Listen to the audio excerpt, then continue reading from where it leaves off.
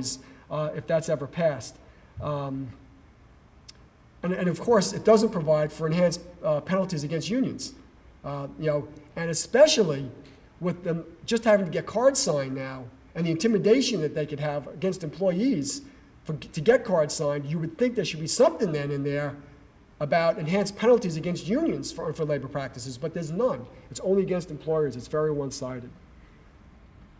So, what are the prospects for passage of the Employee Free Choice Act? That's what we're going to talk about next, and we say it's all politics. President Obama has pledged during the campaign and even afterwards to make the Employee Free Choice Act the law of the land. Now, the results of the House and Senate elections appeared at first to make EFCA filibuster-proof because the Republicans have said this is such a draconian law that they will filibuster it. And in order to break the filibuster, you need at least 60 votes to invoke cloture. The Democrat gains in the Senate, plus Arlen Specter switching from Republican to Democrat, looks like they may have 60 Democratic senators. We still are waiting for the Minnesota Senate race to be decided. It's in the courts now.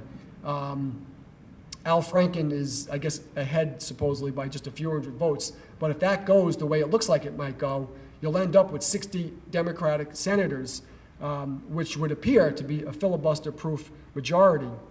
However, we don't have a crystal ball. It's interesting. EFCA was first introduced, it was introduced this year, but it was also introduced in the last Congress 2 years ago. And it passed the House of Representatives with flying colors, and it never made it out of the committee in the Senate because the Senate was much more pro-Republican at that point in time. And President Bush said he would veto it anyway, and it never got out of the Senate. But you did have a lot of Senate support last time in terms of sponsorship. This time, interestingly, 10 senators that sponsored it 2 years ago didn't sponsor it this time. And the thought process is they know it's got a better chance of passing this year, so I think they were a little more careful before they signed their name onto it. So it's got 10 less sponsors. And these senators that we've listed here, mostly Democrat, but I was going to say other than Arlen Specter, but he's a Democrat now as well, have come out and said that they will not support cloture.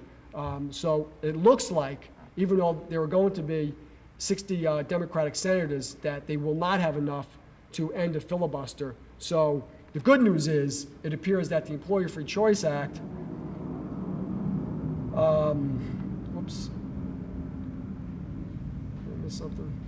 that the Employee Free Choice Act will probably not become law as it was proposed.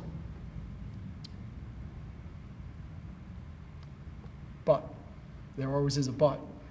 There have been compromises already proposed, Arlen Specter included in the potential compromises.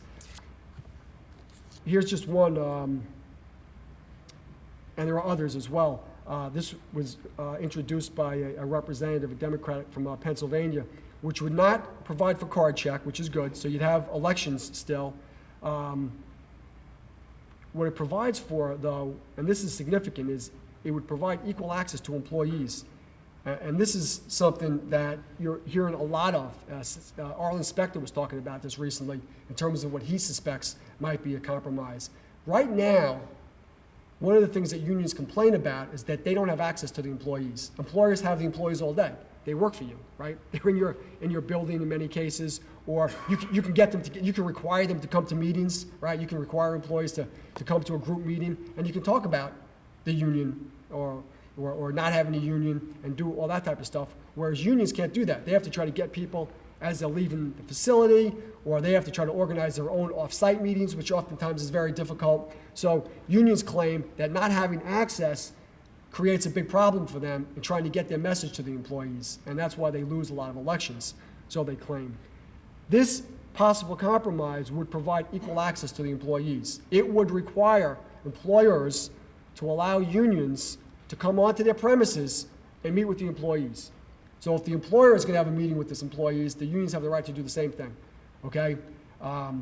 It would be, again, when you think about property rights and trespass and, allowing people onto your property who you don't want there, this is, a pretty dramatic measure. but this is something that's seriously being considered as an alternative. This particular proposal would require for interest arbitration and enhanced penalties as well. So really the only thing about this that's different is there's no card check, but you would have equal access to employees. Another possible compromise, it's called the Third Way. It was actually a group of business leaders, so-called enlightened business leaders, that came out with this particular proposal, which still contains things I think that are problematic. It would guarantee the secret ballot still, so that aspect of it is good. There'd be no card check. Decertification and certification, we really didn't talk about that. One way to get rid of a union is through decertification. The problem with the decertification rules today is employers cannot initiate it. It's got to be initiated by the employees or by unions. Employers can't initiate a decertification petition. This particular compromise would allow employers to file decertification petitions as well. It would require a date certain for elections. Now, I had said earlier that under the current rules, elections have to be held within 42 days of the date that the petition is filed. Unions complain about that constantly. They claim it's too much time. It allows employers too much time to the employees that they can access the employees, and by the time the 45 days are done, the employers have now turned the employees around. Of course, the employers say, we've now just told them the other side of the story, and now that they know both sides of the story, they decide to vote against the union. Of course, but unions claim it gives employers the time, the 42 days, gives employers an unfair advantage. This compromise would set a time limit that's much quicker than that, say 15 days for the election instead of 42 days, which would give a huge benefit to the unions if the employers only had 15 days, for instance, to get their story out there. But that's part of this compromise as well. This compromise that I was just talking about also includes equal access to employees, also contains the stricter penalties that I talked about earlier, but would not provide for interest arbitration. It would provide for private collective bargaining. So it contains aspects of both. I can say this. Well, let's move into the slide. Well, will EFCA become law? In its current form, probably not. That's my opinion. There's too many senators now against it, where I don't think it will pass in its current form. Will there be a compromise? I think it's very, very likely that there will be a compromise.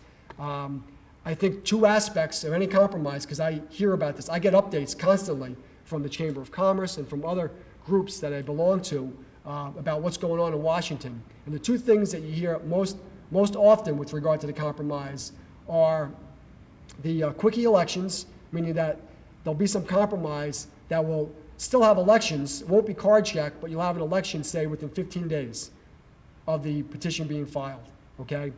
And the other aspect would be the equal access. Giving the union the access to the employees that they don't have now. Employers will have a lessened opportunity to educate employees about the downsides of unionization, and you're going to have little warning that a union is trying to organize your employees.